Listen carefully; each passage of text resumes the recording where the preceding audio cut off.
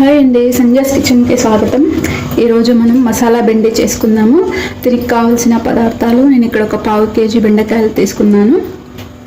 ఒక అరకప్పు వరకు పల్లీలు, నువ్వులు, కొత్తిమీర, ఉప్పు, గరం మసాలా, వెల్లుల్లిపాయలు, ధనియాల పొడి, కారము, కొంచెం పసుపు, అలాగే కొంచెం జీలకర్ర.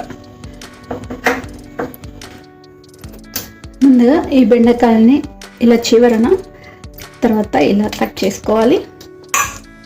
కట్ చేసుకున్న తర్వాత ఇలా మధ్యలో చీల్చేసి దీన్ని ఇప్పుడు ఇందులో ఇలా కట్ చేసుకోవాలి. ఈ విధంగా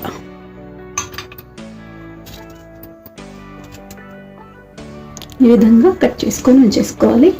అన్నీ కూడా ఇదే విధంగా కట్ చేసుకోవాలి.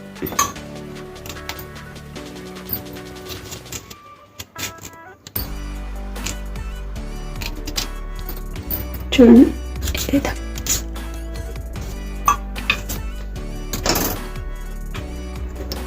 చూడండి ఇవన్నీ ఇలా కట్ చేసి పెట్టేసుకున్నాం కదా. ఇప్పుడు మనం పల్లీలు తీసి, ఆయిల్ వేడైపోయింది, పల్లీలు వేయించుకోవాలి. కొంచెం క్రిస్పీ అయ్యేంత వరకు ఇవి వేయించుకోవాలి. 1 నిమిషం పడుతుంది మనకి.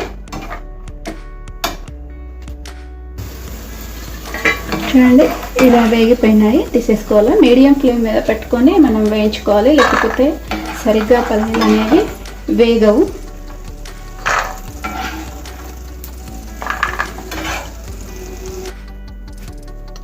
ఇదే నూనెలో మనం కట్ చేసుకున్న బెండకాయ ముక్కలు వేసుకొని వేయించుకోవాలి.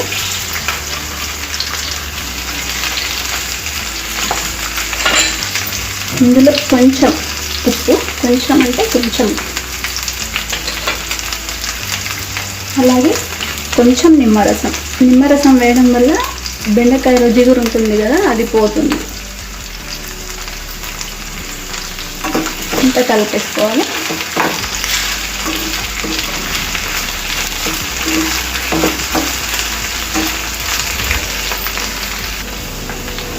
ఇలా ఒకసారి కలిపేసుకొని మూత పెట్టేసుకున్నాము. మూత పెట్టేసుకున్న తర్వాత ఇప్పుడు ఇందులో మనం జారులో వేయించుకున్న పల్లీలు,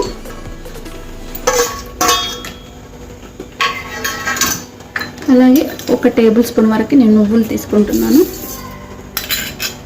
కొన్ని ఎల్లిపాయలు ఒలుచుకున్నవి, నేను 1 ఎల్లిగడ్డ పూర్తిగా తీసుకొని ఒలిచేసుకున్నాను. అలాగే 1 స్పూన్ వరకు ధనియాల పొడి, అలాగే 1 స్పూన్ వరకు గరం మసాలా. మనకి కారం మాత్రం రుచికి తగినంత వేసుకోవాలి. 1 టేబుల్ స్పూన్ వేసుకున్నాను నేను. అలాగే రుచికి సరిపడినంత ఉప్పు, అలాగే మనం కట్ చేసి ఇలా కడిగేసి పెట్టుకున్న కొత్తిమీర, కొంచెం జీలకర్ర, అలాగే కొంచెం పసుపు.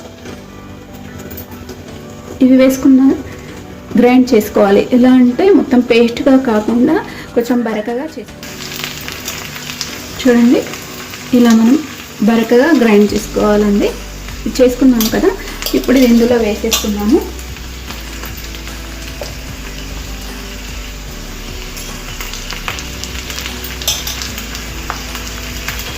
ఇలా వేసుకొని ఇదంతా ఒకసారి మొత్తం మిక్స్ అయ్యే విధంగా కలిపేసుకొని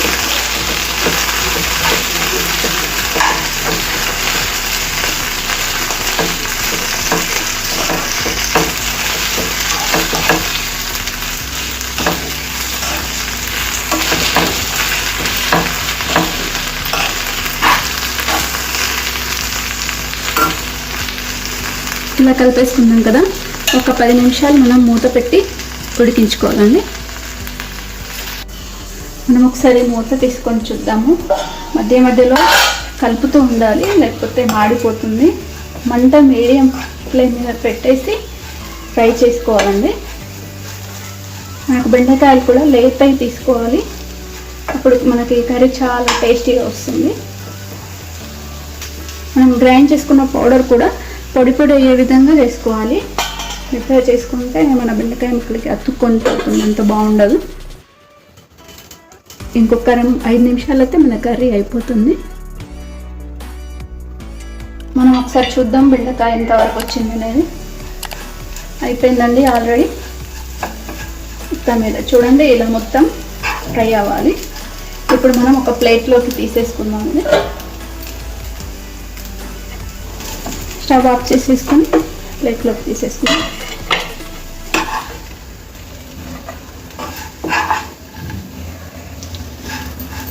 కర్రీ చాలా బాగుంటుందండి. వట్టిగానే మనం ప్లేట్లో పెట్టేసుకొని తినేయచ్చు, రైస్ కాకుండా.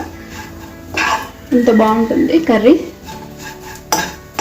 పప్పుచారు అన్నంలోకి ఇంకా చాలా బాగుంటుంది. సాంబార్ రైస్, పప్పుచారు.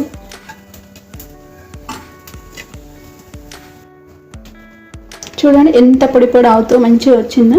తప్పకుండా మీరు కూడా ట్రై చేయండి. రెసిపీ చాలా బాగుంటుంది. లైక్ చేయండి, షేర్ చేయండి, నా ఛానల్ సబ్స్క్రైబ్ చేయండి. Thanks for watching.